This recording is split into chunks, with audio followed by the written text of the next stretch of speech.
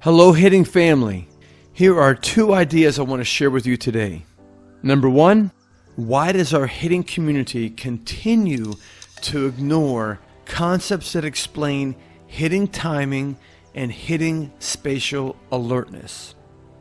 Number two, why I believe teaching hitting from a non-baseball perspective will actually accelerate your son's hitting development.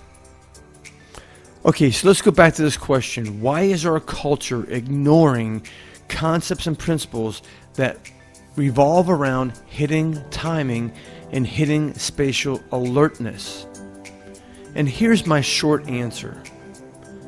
The hitting experts in our culture have not thought of a way to accurately measure hitting timing.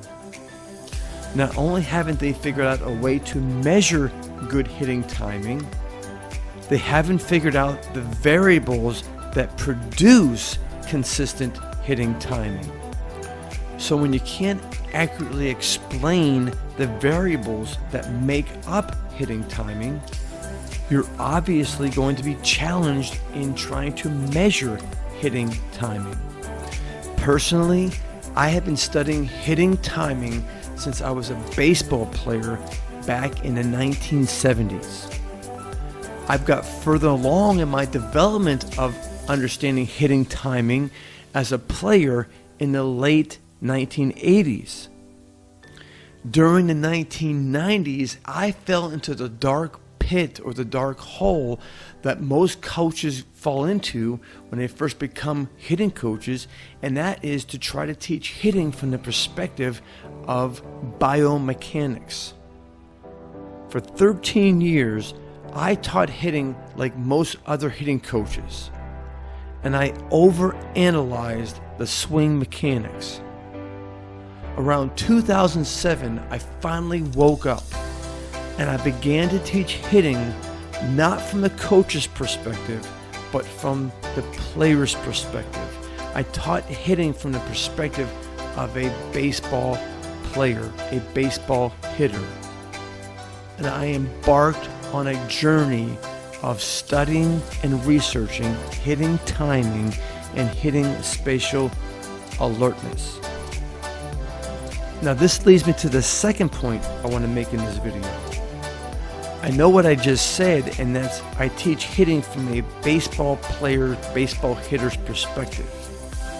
And in order to simplify it for a baseball player, I've learned it's easier to explain hitting from a non-baseball player's perspective. To teach hitting at face value for what it really is. Before I go on, the odd thing is, this is how we teach fielding. This is how we teach outfield play. This is how we teach hockey and tennis and basketball. Those actions in those sports are almost from a non-athletic viewpoint. And here it is. It's this simple. Hockey. The puck is over there. Now the puck is right here. Soccer ball. The soccer ball's over there. Now the soccer ball's right here. Tennis. The ball is on that side. Now the ball is on this side. Everything I just explained to you has to deal with space. The ball, the puck, the object is going from one space to another space. When I'm playing the infield, the ball's over there. Now it's right here.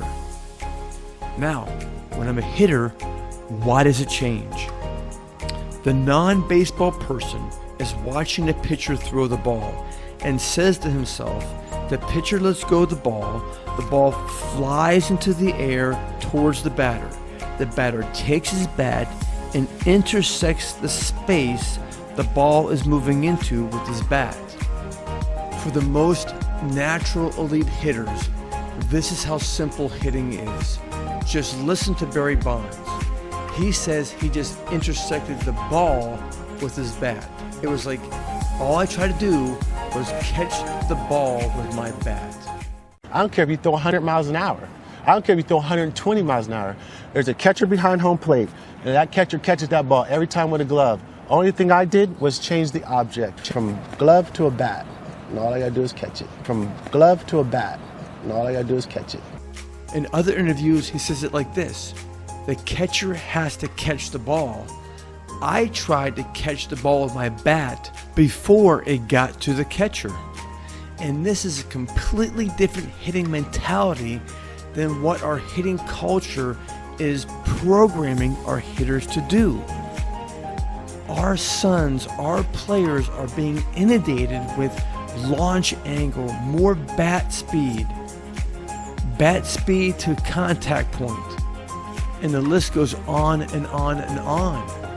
Our kids are being inundated with this data-driven research and trying to have better measurable scores so they can be put higher on the perfect game list and PBR list and hopefully get a better college scholarship and be looked at from pro scouts. And the truth is, real experienced baseball people know these measurables don't always reflect the game player, the player who hits well in the games. Our players are being programmed to believe that the better bat speed and the better launch angles and the farther I hit the ball will make me a better hitter in the game. And that's their hitting mentality. Be violent with the ball. Hit the ball as far as you can. And one of the greatest hitters of all time told you his mentality wasn't that at all. It was just to intersect the ball. It was just to cut the ball off in the space it was moving towards. As easy as it sounds, this hitting mentality delves into the theories of neuroscience hitting. And that's what I teach players. I teach players neuroscience of hitting, and I teach it at a third grade level to pro players, to college players, and to youth players alike. And guess what? It works.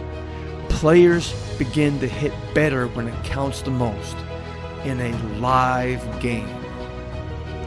Do what I did. Stop ignoring the reality. Start training hitting at what it is at face value. I'm Dave Kirilloff, languageofhitting.com. Give me a call this week. Send me an email this week. Send me a text message this week. And together, let's start accelerating your son's hitting development. Knowledge creates confidence.